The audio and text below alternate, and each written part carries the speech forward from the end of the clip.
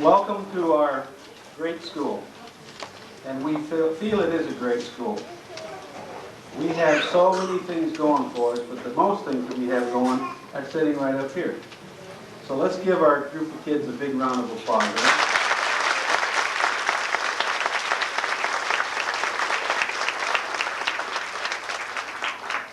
I only have a couple things that I want to say. First of all, this is the last performance for Mrs. Hibbert.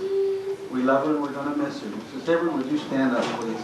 Everybody give her a big hand.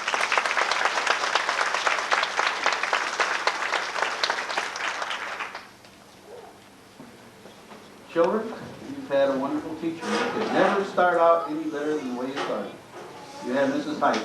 And Mrs. Height is almost a legend around here. So you are lucky to have the teacher that you had, to do all the things for you, all the extra things, and the love and the care that she gives you all year long. So you are very fortunate. I would also like to thank the kindergarten aide, Audrey Irvin. Audrey, she's hiding back here.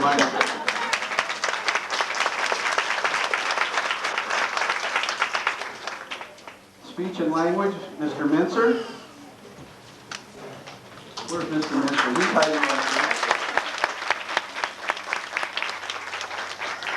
Physical education, Mr. Navarro. Library, Mr. Coughlin. And art, Artie Sturman. Before I turn this over to Mrs. Height, I was asked a question the other day, and it was a philosophical question, and I had a hard time dealing with it, to be honest with you.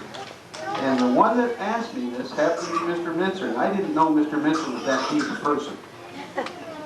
I didn't know that he operated on that high a level.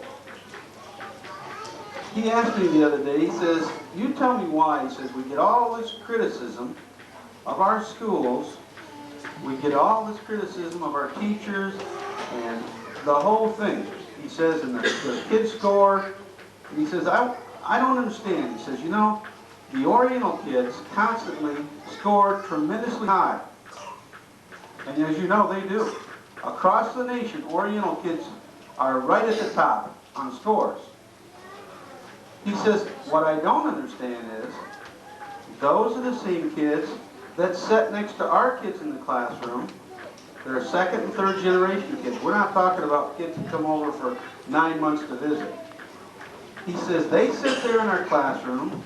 They have the same material, they have exactly the same teacher, the same classroom, the same school, everything the same, and especially the same teacher as the kid sitting right next to him. He says, how come they score so high? And I had a hard time dealing with that question. It's something that maybe we all should give some thought to. I wanted to bring this up because a lot of you, this is your first child starting off in the school system. And there are lots of things that we can do at home. And I'm guilty, I've had 4 kids myself. Things that we can give them, quality time. Where do we put our emphasis? What is important? And I think if you high, because they feel it's important. They would not think of taking their child out of school to go buy a pair of shoes, to go get a haircut, and this and that. They are going to have their child in school. They want to know what's going on. And we want parent input.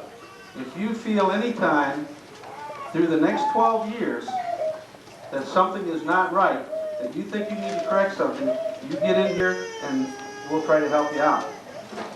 But give them quality time. If they score 20 points in a basketball game, Dad's going to be busting his buttons when the kid gets home to let him know how great that was to score 20 points. Or how to, if he bats 300 or pick up 100 yards in a football game. We all fall over ourselves. I do as a father, to let him know how great it is.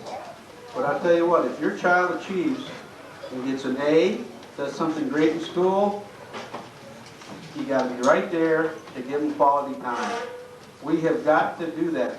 Somehow we have got to make a change. And I don't mean just here. I mean across our country. what is important.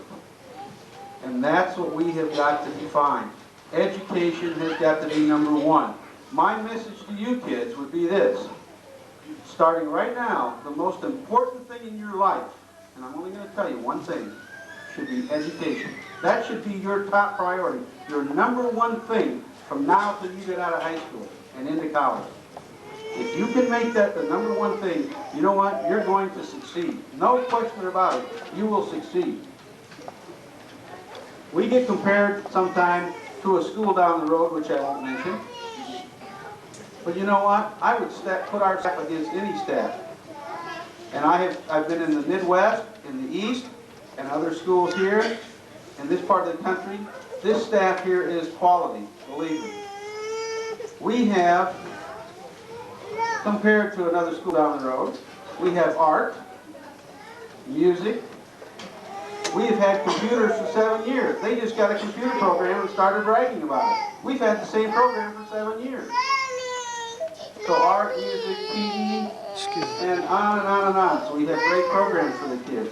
We have got to make a commitment, though, not just to our school, our whole community, that the number one priority in Superior is educating our children.